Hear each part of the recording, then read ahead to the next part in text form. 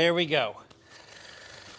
A heavy-duty luggage rack that makes my bike look like the bastard love child between a Honda Trail 90 and a Sportster.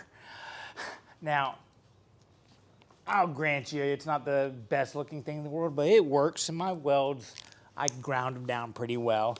I'm going to leave it raw for now because I'm about to build the sissy bar and the saddlebag supports, and might as well just, clean everything up and paint it at the same time. But there we go.